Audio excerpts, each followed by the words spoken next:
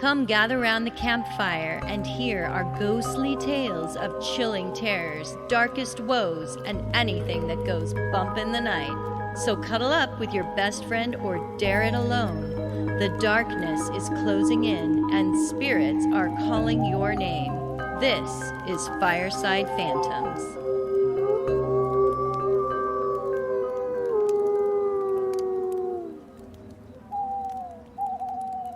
So Holly. Hi, Carol. You know, one of my favorite trees is the weeping willow.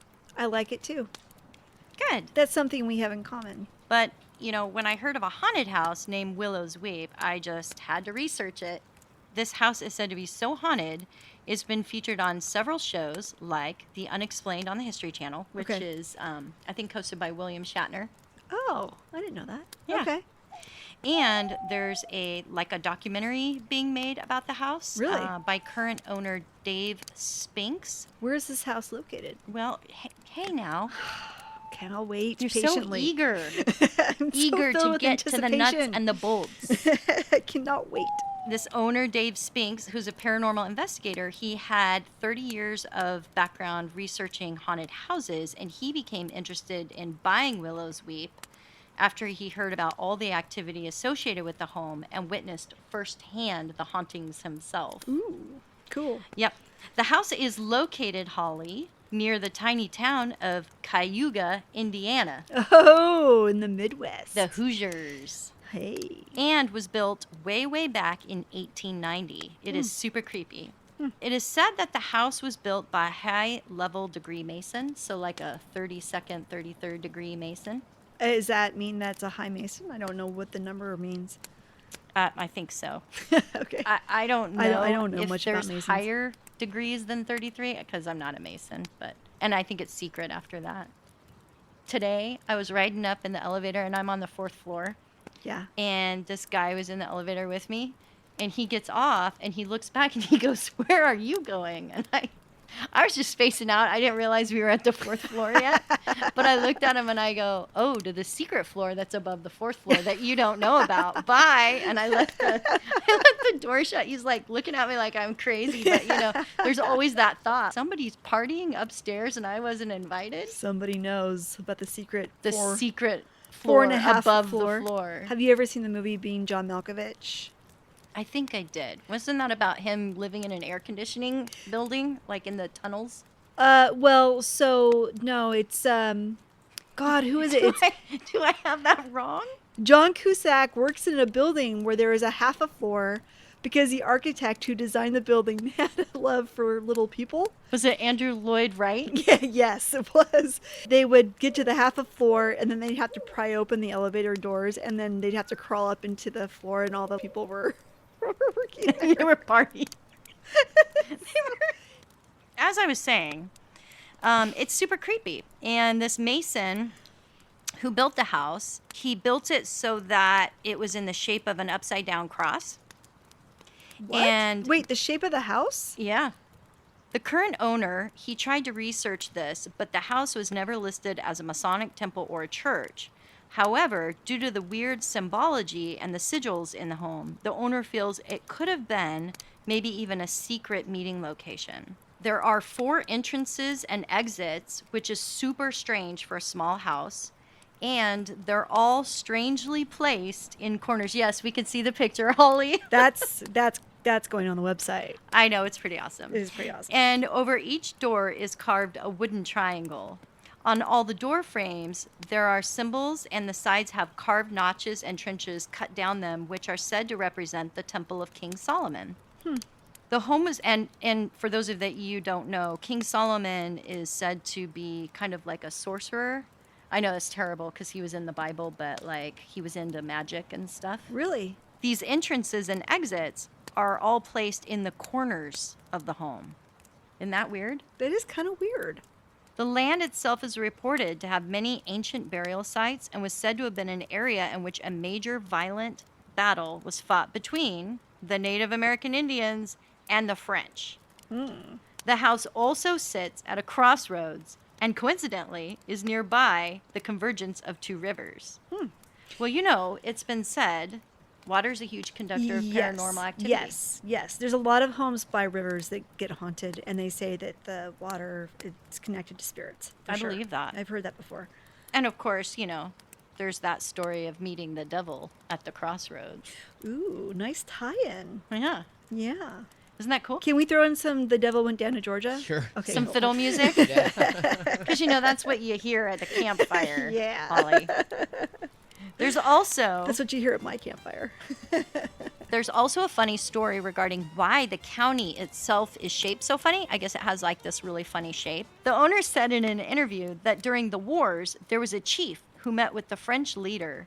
And because they couldn't have an agreement regarding the land, he stuck his spear in the ground, which I guess then created a shadow from the sun as like a line on the ground. And then the chief said, okay, this is our side and this is your side. So that was that. Oh, that's cool. The house, yeah. So the house has a long list of reported activity and deaths associated with it, starting with the first owner. And it's said that his son was eaten alive by pigs on the property. What? Oh my God. Seriously. Oh, that's nothing. And then a Ooh. former owner, Brenda Johnson, said the house tried to kill her and her husband on several occasions. She won't even go into the house alone anymore.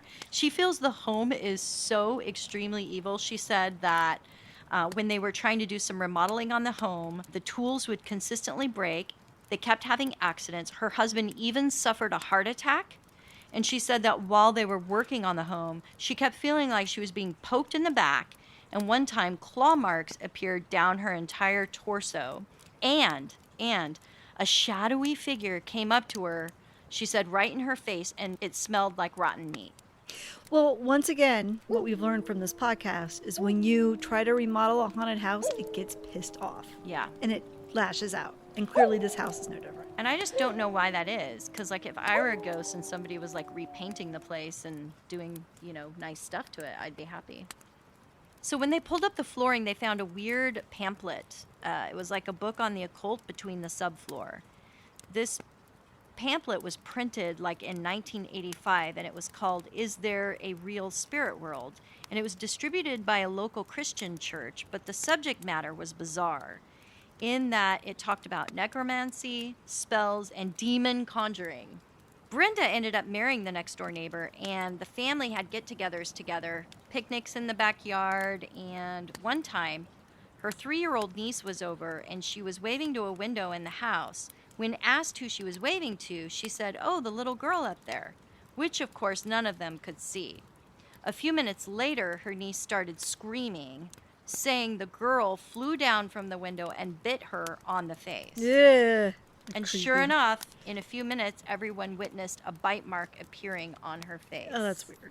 Yeah. That's really weird. The house is reported to cause feelings of depression and suicidal influences. There was a family member whose mother had progressed cancer, and some say died in the house by a drug overdose. But other living relatives dispute this report, saying, no, the mother died at the hospital from heart failure. But again, there were talks of eyewitnesses who swore they saw her being taken from the house with a sheet over her body on a stretcher. And the husband later had an extreme change of personality and ended up taking his own life by shooting himself as he sat in the living room chair. So she also reported that a lady who had several failed marriages while living in the home had a daughter who went missing one day and was never found. The older brother of the missing girl became so upset, he ended up hanging himself inside the home. Now, this story has not yet been substantiated, except by word of mouth, because the lady had always used an alias, so there was nobody in the town who knew her real name. And, unfortunately, she's now deceased. There was also an older gentleman who had lived in the home and over the years became more and more reclusive after his wife Mary passed away. He had weird behavior and he would drive to town for groceries, but then he would leave his car and then walk all the way home. People said he refused to use or live in any of the rooms in the house except for the bathroom. I know what you're going to say. It was said that he was found dead in the tub. And I know, maybe the poor guy had IBS. I can relate. Can you relate? He can't leave the bathroom because his health is so poor. He's got to be near that toilet 24/7. He's got to be on the toilet. Yeah. Yeah. Ghost hunters who have researched the home say that some have gotten physically ill by just being on the property. To keep the doors from shutting and opening, they place big rocks in front of the doors, but these boulders would just get hurled across the floor. Sounds of cutlery can be heard, knocking, and there have also been some great footage captured on YouTube of shadow figures and pictures of like weird, eerie faces. Ew. Ghost hunter Amy Ald said one time her crew was standing in the living room and the entire floor raised up an inch and came back down. Did they get that on video? I don't know. But she said she felt super sick to her stomach, and when discussing her experience, she felt like this evil entity holds good spirits who have died hostage there in the house. Oh, that's really fucked up. That's her interpretation. Oh, Yeah. The current owner does believe witchcraft was practiced because he found a strange fire pit under the crawl space underneath the house.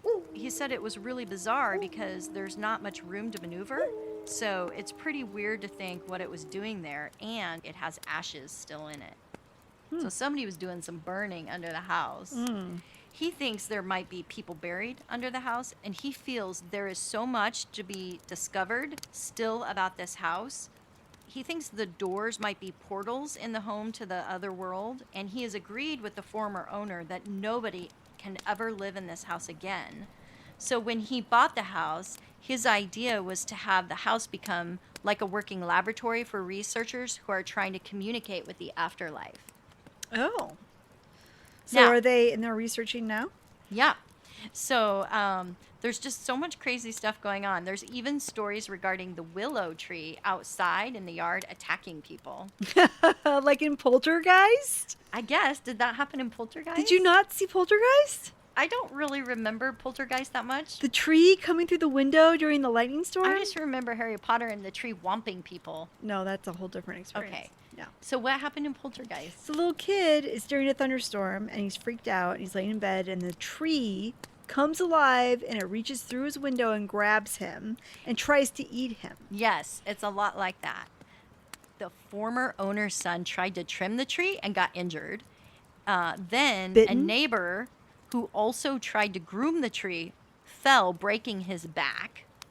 And another visitor who drove out to the house and was hearing all the stories about the tree and the house told the owner he didn't believe any of that. So he took out his pocket knife and cut off a dangling branch and tossed it temporarily on his car. Well, the next day he was injured in a car accident. Isn't that crazy? Yeah. Yeah, the tree is haunted. Yeah, the tree's definitely... It's basically the land is cursed. right. So, quite a lot of activity. And I did read that the new owner has kept the blood-stained chair in the house from the guy who shot himself. Oh, what? Yeah, so that's kind of gross, in my opinion. But he feels that that would create a connection with the people who are doing the investigating. It's one place where I don't want to go on Halloween or at any other time. Ever? I'm pretty convinced that a house that has that much... depression and deaths it's gotta- associated with it. Got a No, lot of negative... That would be a lot of saging to A clear lot of that saging. thing. Yeah. Yeah. I think I would pass too. and I love willow trees, so I hate to think of a willow tree as being like evil. Or trying to eat you. Right. Like in Poltergeist.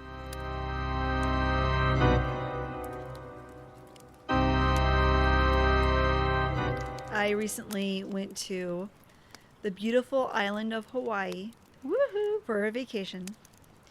It was magical. Living in the Pacific Northwest in the middle of winter, you start to forget what beauty and love is and what light looks like. And so when you leave and you go on this magical transportation vehicle called an airplane, and you sit there for 6 months, for 6 hours. I think. We sit there for 6 hours, and then you arrive at this island, and then you get off the plane, and it's sunny and it's warm, and everything. There's like a fine mist in the air. And did you have snow cones? Those are the best. No, we did not have snow cones, but we did have lots of Mai Tais, which are kind of like a snow cone, an adult version. So my point is that Hawaii reset my battery. I've fully charged back with sunlight, and I came back here. I feel much better now. Like I feel like everything is just kind of evened out within my soul. I think that hopefully my sister and I are going to try to go back once a year. I don't know if we'll be able to pull it off, but we're going to try. Maybe my mom will come too. I don't know. We'll see. That's great. You didn't take any rocks off the island, did you? No. Or sand or anything or coral? Not on purpose. Okay, good. I don't want you to be cursed. Just a little thing they have. Do you get cursed the if you do that? If you take something like that from Hawaii? Yeah. Oh, yeah. I didn't know that.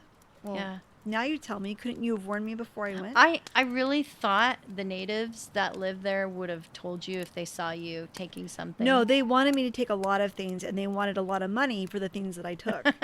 No, I think it's different if they give you a gift. I think that's different. But if you're buying it, maybe not. Yeah, I don't think so. So anyway, in honor of my magical trip to the Hawaiian Islands, I decided to do a Hawaiian ghost story.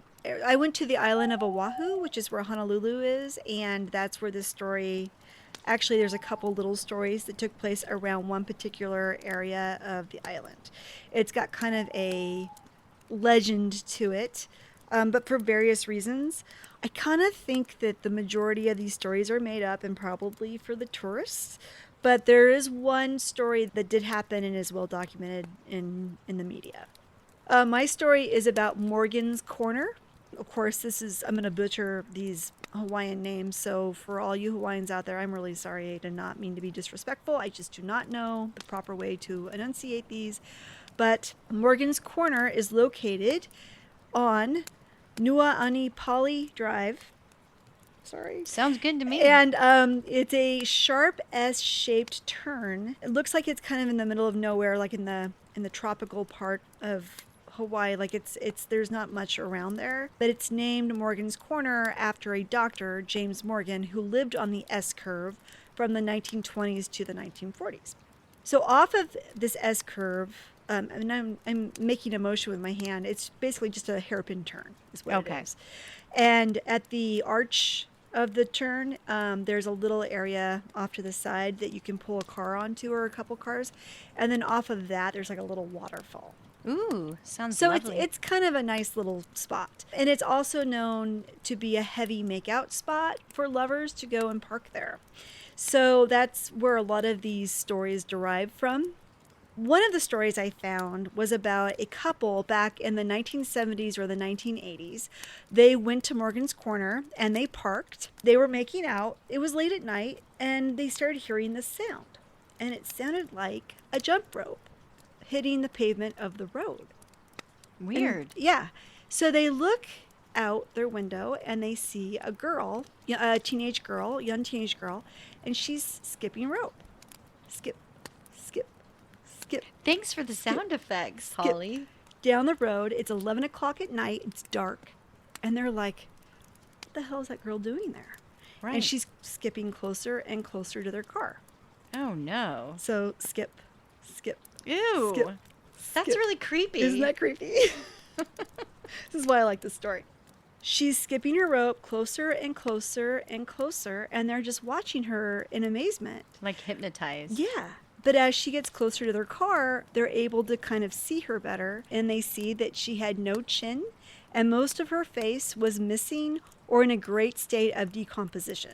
They started to freak the fuck out. So, of course, the guy puts the key in the ignition. He's trying to start the car, and of course, the car is not going to start. Like every horror movie. Exactly. And of course, the girl is getting closer. Skip, skip, skip, skip. And they are full-blown panic mode. They are so freaked out. Finally, she gets all the way to their car. She walks up, and she puts her hands on their hood. No. And immediately, the car starts up. Oh, so, she blessed the car. I don't know exactly what she did to the car, but they threw that car into gear and they got the fuck out of there as fast as they could. The story goes that back in the late 1960s, there was a bypass road that ran right through that area. And there was a high school football player who was a senior, and he lived there in town. And he asked out this freshman girl on a date. And she was very excited, and she accepted. So the two of them went to a drive-in and had a great time. And then on the way back, the girl was thinking that he was going to take her home down the main road, but instead he turned off onto this bypass road. Well, the bypass road went right by Morgan's Corner. And she knew, based off the way he was taking her, where he was headed and what he expected from her. And so she started to panic. And she was like, I just want to go home. I don't want to go to Morgan's Corner. I just want to, And he was just kind of ignored her, took her to the spot, and then made his move. And she was like, I'm really not interested in this. And he did not care. And so they started to struggle. She slapped him really hard, and that made him really angry. So he reached into his back seat and he pulled out a jump rope. I was wondering when the jump rope would make an appearance. Makes an appearance. He wraps it around her neck and he strangles her to death. Pulls tightly until she no longer can move. What a jerk. Mm-hmm. And so he realizes that, okay, I've killed her.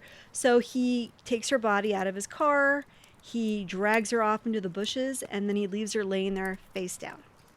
And a couple days later, the cops show up and they see her body laying face down. So they roll her over and they see all the ground bugs have eaten away her chin and the lower part of her face. God, okay. Holly, this is so gross. I know, right? It's great. Holly always has the grossest stories. They're amazing. So anyway, that's one of the stories about Morgan's Corner.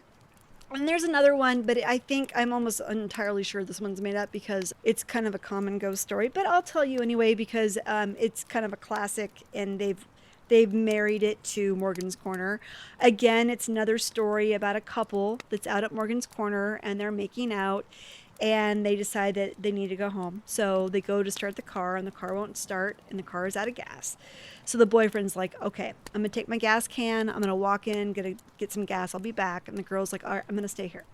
So the boy leaves, and she's sitting there waiting for him in the car. And it's a stormy night. It's real windy outside. The tree branches above the car scratching the roof of the car. She's just sitting there waiting and waiting. Can you make some sound effects? Yep. Cool. Tap, tap, tap, tap. Yeah. Not as scary as the other story, I know. She keeps waiting for him, and he's not coming back. So finally, she just falls asleep. And the next morning, she wakes up because she hears someone yelling. And she opens her eyes, and there's police officers, and they're all around her car. Ooh. And they have their guns drawn, and they're yelling at her to get out of the car. So she's that's like, terrifying. Yeah, it's really scary. So she gets out, and they're like, walk towards us and do not look behind you. So she gets out of the car and she walks towards them. But of course, she's like, why can't I look behind me? So she does. She turns around, and her boyfriend is hanging upside down from the tree. His torso has been split open and all of his guts are hanging out. Okay. And the tips of his fingers are tapping on the roof of the car. So that was not the branches of the tree. It was him that she heard all night. So now that is a very common ghost story. It is? That's a lot of people have said that ghost story happened in their neighborhood. It's just, I have never heard of that. It's very common. It's like the guy with the hook that goes and he kills the boyfriend. It's very similar to that. Okay. So that's why I'm pretty sure it's bullshit. But it's a good story. So the real story about Morgan's Corner, the one that shut up. The real story around Morgan's Corner. Yeah, what is the real story, Holly? Thank you for asking, Carol. The real story takes place in 1948. There's a woman named Teresa Wilder. She was actually a neighbor to Dr. Morgan. She ended up becoming murdered by two escaped convicts in the area. The two convicts were breaking into people's homes in the area when they smelled her dinner cooking and decided that they were hungry, which led them to her house. That would never happen at my house. Don't have to worry about those smells coming from Carol's kitchen. It's all vegetables. It's all vegetables. She was bound, gagged, and she suffered a broken jaw, and she suffocated to death in her own bed. The convicts were caught and convicted for the murder, and they received the death penalty. But because the death penalty was so controversial in Hawaii, their sentences were reduced. One died in prison from unknown causes, and the other was eventually released. And it is said that Ms. Wilder can still be heard screaming for her life late at night in that area. That sounds like such a lovely place to go visit. Did you visit the place, No, Holly? because I didn't actually learn about the story till after I got back. Oh. And I decided I wanted to do a ghost story about Hawaii. They did have, I think that they did have ghost tours that you could take on the island. And had I had more time and money, I would have tried to do that. But no, but if I go back, I'm definitely going to go find this place because I Yeah. think that'll be really interesting. That would be really cool. Yeah. So anyway, that is the ghost story of Morgan's Corner in Oahu, Hawaii. I love it. Thank you. That is great that you were so productive and was thinking about, how you could tie your vacation in with ghost stories. Maybe you can use it as a tax write-off later. There was, yeah, maybe. Probably not. But anyway. Probably not. Oh, that's right. We have to make money with the show in order to do that. We were on the island tour. At one point, our tour guide told us the highway we were on, and I don't remember which highway it was, but he said that when they were building the highway, they came across a lot of graveyards and a lot of dead bodies, and that when they would come across a dead body, construction for the day would stop. Everybody would go home, and they'd have to call a medical examiner in to determine how the person died. But they'd also have to call in a special Hawaiian, I don't remember what he said it was, a priest or something, that would have to verify if it was a Polynesian Hawaiian person, just to make sure that they have to have special rites for their burial. Oh, wow. Which I thought was also kind of interesting to hear That's about. very interesting. Yeah. So anyway. Thanks, Holly. Aloha, Carol. Aloha, everyone.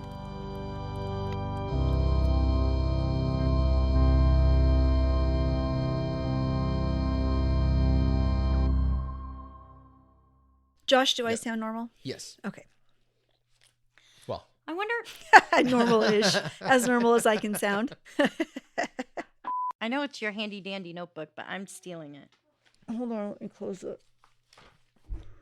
what I does don't it- want you to see me in my secret note. I know. What do you use that? Is that notebook for everything?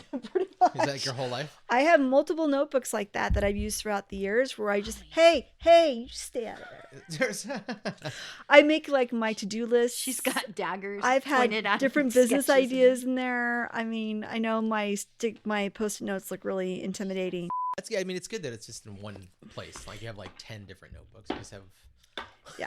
one that looks very confusing. I'm sure it'd be a very interesting insight into your mind. So many Yeah. things in there. Don't you ever look inside of I it. won't. No. I had an idea, Holly. You know, Okay. like how when kids, they're in grade school, or no, I think it happens in junior high, and they get sent to outdoor school. I went in the 6th grade. I think they should rethink that whole thing Uh-huh. and send them to like prison school, Oh, where they yeah. get to spend, a couple of days Hanging at out a with prison, convicts. eat prison food. That's similar to the Scared Straight program where kids go and visit convicts in jail, and then the convicts get up in their face and start screaming at them. And Is that a telling real them- thing, or something I've you're seen inventing? I've seen that before, but they don't Oh. spend the whole week with them. They just go for like an afternoon, and then these prisoners like basically circle them and are like, "You want to live in here, bitch?" I think a prison camp is a really good idea, and for those people who don't know what outdoor school is, because not everybody goes to outdoor school. Oh, in this that's right. country.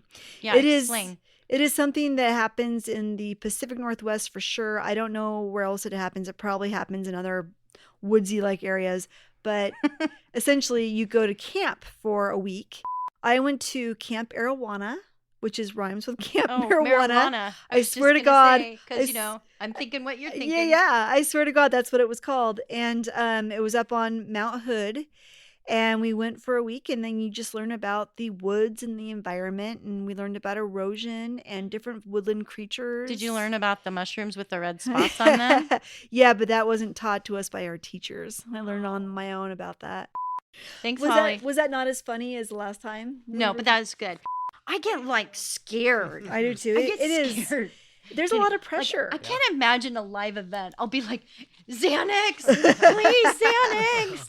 Were there weeping willows surrounding Willow'sWeep?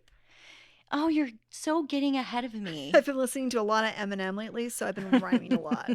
I'm really getting good at it. That picture blows my mind. I mean, it absolutely looks like an upside down cross. But I suppose if you took it from the other side, it would be a normal cross. From here, it just looks like a typical farmhouse. This is the same house, right? Yeah.